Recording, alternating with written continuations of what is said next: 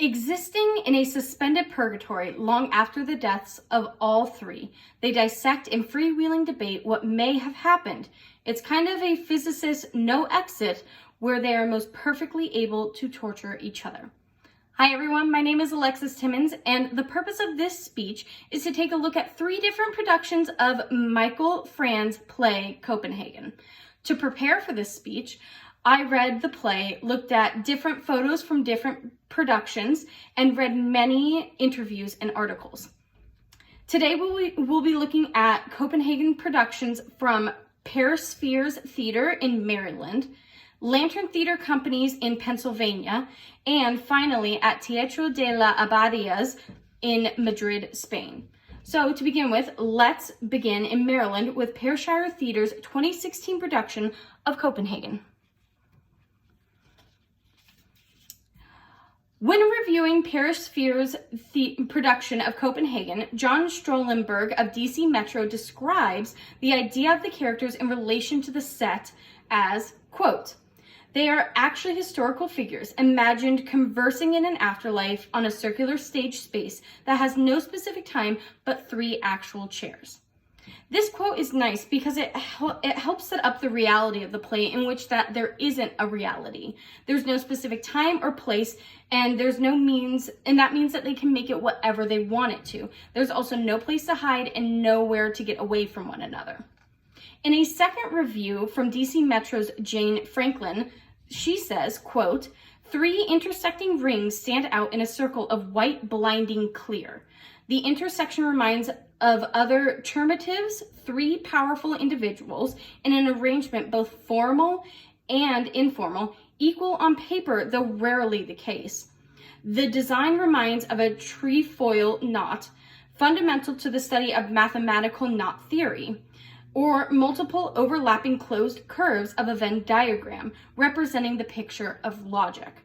This massive quote does an excellent job of describing how a simple design with one shape used 3 times can evoke such symbolism and metaphors. When writing her director's note for Perispheres Theater production of Copenhagen, Heather Benjamin talks about the importance of the playing field and says, quote, "Bohr and Eisenberg are father figure and son, mutual sounding boards. They're also enemies on the opposite sides of war. Marguerite is a gracious hostess who supports and balances her husband. She also fiercely challenges the 2 men. The Venn diagram of the stage represents each character's area of expertise. Sometimes they're in their own circle, sometimes they are in a shared space, and very rarely do they come together in an agreement or understanding towards the middle." So let's go ahead and take a look at some of these photos. So the first photo I want to start with is going to be this bottom photo right here. And you can really see the 3 rings that each quote touched upon and how they're intersecting and look like a Venn diagram. What I really like about this photo right here is how you can use the lighting in the production to isolate one person. And you can see here that Eisenberg is alone in his circle, while the 2 Bohrs, Marguerite and Niels, are together in one, and they're kind of in the dark. And the lighting, the harsh blue lighting, kind of brings about the fact that this is in no place, no time, that it's a what if scenario. And then right over here, I like this photo because it shows them together in that rare unity when they're all together on the same playing field. And it shows all 3 of them using the only props or set pieces they have, which is the 3 chairs. So now we're going to look at Lantern Theater Company's 2018 production of Copenhagen in Pennsylvania. Howard Shapiro of WHYY notes how set designer Nick Embry has made the stage both a wrestling ring and an important symbol of the show. Quote, "In her staging at Lantern, O'Neill takes the 2 scientists out of their corners and moves them constantly around the ring. Here, a circular wooden depiction of what may be an atomic particle. The set design in a circle with seemingly random slits cut into it, but then when you look at the bigger picture, you can see it indeed resembles an atomic particle. The symbol points out that mixed with other energies or characters, an explosion will occur." Deb Miller, who comments for DC Metro, says, quote, Nick Embry's set cleverly evokes the particles and formula of the central atomic theme. Robin Samley's lighting gives focus to the figures and distinguishes between their segments of interaction, self-reflection, and uncertain memories. What I love about this quote is how it touches on two different theatrical elements that work together to bring about a cohesive unit and can be used to show the differences when they're divided between the cuts on the floorboards and the emphasis with the lighting, which I'll kind of go into more detail once we get to the pictures. Catherine Unslud of Findy website touches on a few more theatrical elements used in LTC's production of Copenhagen by saying, quote, there's no furniture beyond a few built-in benches on the edge of the circular wooden performance platform. There are no helpful props at all, and an intriguing use of lighting is confined to the backdrop area. As mentioned before, the Lantern Theater Company's production uses the idea that these characters are in a WWE match, but instead of punches, they have words, and instead of props and fancy stage lighting, they have no props, benches set in stone, and lighting that brings haunting element to the production. So now that we are going to look at the photos, the first one that I really want to look at is, again, this bottom one. You can see that Marguerite is down below while Niels and Eisenberg are up having a conversation. But an interesting part is that diagonal line, which is used by lighting to show that they are on opposite sides, that Niels Bohr and Eisenberg are on opposite sides, and Marguerite is on the side of her husband Bohr, even though they're not on the same playing field. I also liked this photo because it gives that overview and you can see the atomic particle and how the lighting dissects it. And so you can see them all in opposite areas, but also on the same atomic particle, and how when lit up, things will start to happen. You can also see in the background the haunting lighting effect by using the lights at the bottom going up on a black backdrop to bring in that feeling that like this isn't a normal space and it's a what if space. And then finally, I chose this picture because it brings about how Marguerite is always standing with Niels Bohr, and how that they will sometimes have the higher platform, and how Eisenberg is almost always secluded from them and is always a step down. And finally, our last production that we're going to look at is going to be Teatro de la Abadia's 2019 production in Madrid, Spain.